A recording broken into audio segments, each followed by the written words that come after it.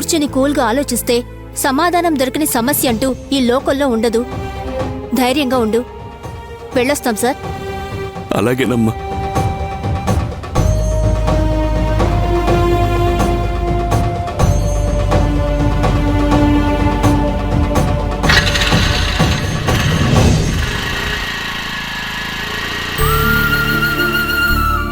ఏంటమ్మా ఇది? డబ్బు తీసుకురాకుండా ఇంట్లోకి రావద్దని అల్లుడి గారు బయటికి పంపించేశారమ్మా. లేదు నాన్న, ఆయన నన్ను వెళ్ళమని చెప్పలేదు. నేనే అక్కడ ఉండలేక బయటికి వచ్చేసాను నాన్న. ఎందుకమ్మా? డబ్బులు ఇవ్వకుండా నేను ఆ ఇంట్లో ఉండలేకపోతున్నాను నాన్న. నేను బయటికి వస్తుంటే మావయ్య వెళ్ళొద్దని ఎంతగానో బతిమాలారు. కానీ నేనే ఆ ఇంట్లో ఉండలేకొచ్చేసాను.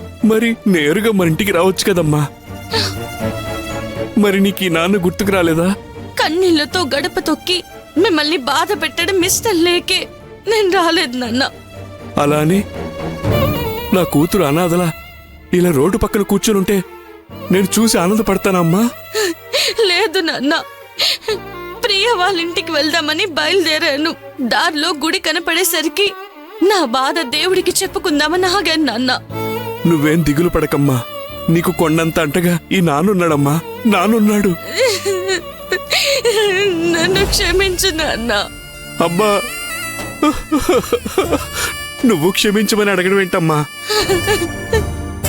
ఆవిడ నాకు ఫోన్ చేసి మీ కూతురు అక్షయ రోడ్డు పక్కన గుడి ముందు కూర్చుని ఉంది అని చెప్పినప్పుడు ఈ నాన్న గుండె ఎంత అల్లాడిపోయిందో తెలుసా? ప్రాణం పోయినంత పనైందమ్మా. నా బిడ్డకి ఏమైందో ఏంటో అని ప్రాణాలు అరచేతులు పెట్టుకుని బయలుదేరాను. బండి మీద వస్తున్నంతసేపు ఎంతలా భయపడ్డానో ఆ దేవుడికే తెలుసమ్మా. ఆ దేవుడికే తెలుసు.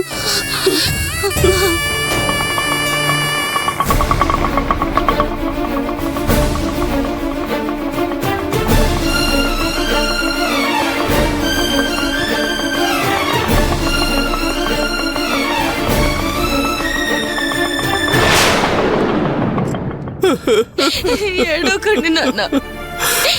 రే ప్రకాశం, నీకు ఆరోగ్యం బాగాలేక హాస్పిటల్లో ఉన్నప్పుడు రాకుండా ఇప్పుడు ఇలాంటి పరిస్థితుల్లో వచ్చి నేను కలుస్తున్నందుకు దయచేసి నన్ను క్షమించరా.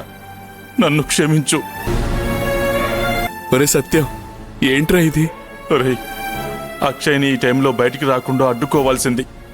నన్ను నమ్మి నీ కూతుర్ని నా ఇంటికి కోడలుగా పంపించావు. కానీ నేను నీ నమ్మకాన్ని కాపాడలేక ఇలా నీ ముందుకొచ్చి నిలబడ్డానురా.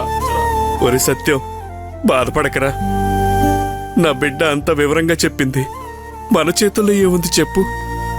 విధి మనల్ని ఇలా నిలబెట్టింది. రే, ఈ సమస్యలన్నిటికీ కారణం ఆ రత్న వల్లే, ఆ రాక్షసి వల్లే మనకి కష్టాలన్నీ. ఆ రోజు దాని మనసు కరిగి అడగ్గానే ఆ పత్రాలు ఇచ్చుంటే ఈ రోజు నా కూతురు ఇలా రోడ్డు మీద కూర్చునుండేది కాదుగా. ఎవరినని ఏం ప్రయోజనం ప్రకాశం? మనకిలా జరగాలనుంది, అలా జరుగుతుంది. జరిగిన దాని గురించి ఆలోచించి ప్రయోజనం లేదు. ఇంకా ఏం చెయ్యాలో ఆలోచిద్దాం. అమ్మా అక్షయ, రామ్మ, ఇంటికి వెళ్దాం. అర్థం చేసుకోండి మావయ్య, డబ్బులు తీసుకురాకుండా నేను ఆ ఇంటికి రాలేను.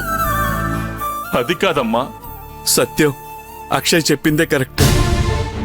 నేను నా బిడ్డను తీసుకుని ఇంటికి వెళ్తాను. నువ్వు బయలుదేరు. అలాగే ప్రకాశం, నీ ఆరోగ్యం జాగ్రత్త. వెళ్ళొస్తానమ్మా, జాగ్రత్త. అలాగే మావయ్య.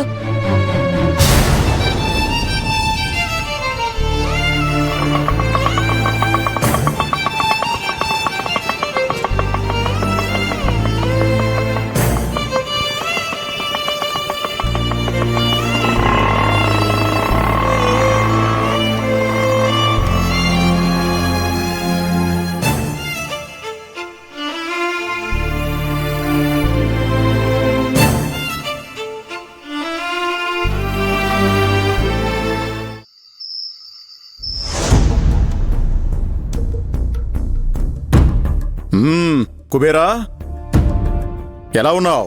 నమస్తే అన్న. నమస్తే నమస్తే, కూర్చోండి. ఎలా ఉన్నాడు మా అన్నయ్య గారి పుత్రరత్నం? ఇంకెలా ఉంటాడన్నా?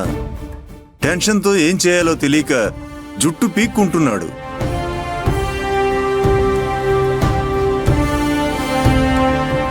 Very good.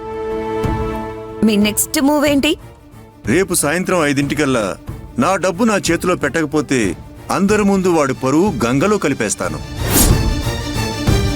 డబ్బివ్వకపోతే వాడి పెళ్ళాన్ని ఎత్తుకెళ్ళిపోతా అన్నావుగా, ఆ సంగతి మర్చిపోకు. అదెలా మర్చిపోతానన్నా? అదే కదా నా ఫైనల్ అస్త్రం.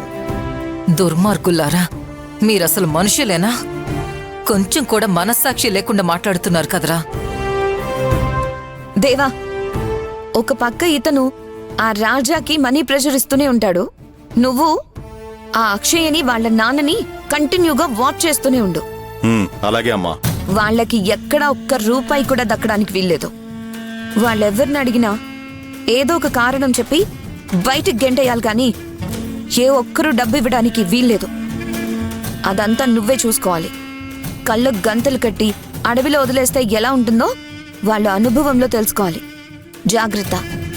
ఈ అవకాశాన్ని ఎట్టి పరిస్థితుల్లోనూ మిస్ చేయడానికి వీల్లేదు. తర్వాత నాకు రీజన్స్ చెప్పకండి, అర్థమైందా? అస్సలు మిస్ చేయనమ్మా. రేపు అక్షయ ప్రకాశాల జీవితాలు ఫినిష్ అవబోతున్నాయి. నేను చూసుకుంటానమ్మా. వాళ్ళ జీవితమే కాదు, ఆ రాజాగాడి జీవితం కూడా ఫినిష్ అవ్వాలి.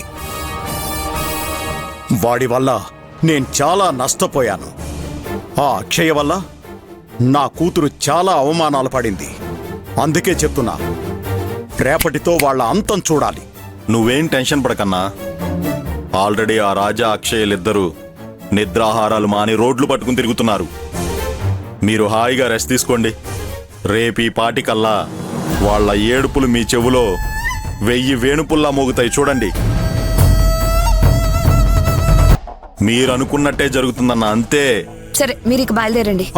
ఒక్క నిమిషం. ఏ ఆటంకం లేకుండా మీరు ఈ పనిని దిగ్విజయంగా పూర్తి చేయగలిగితే మీ ఇద్దరికీ నేను ఊహించని గిఫ్ట్ ఇస్తాను. ఓకే? తప్పకుండా అన్నా.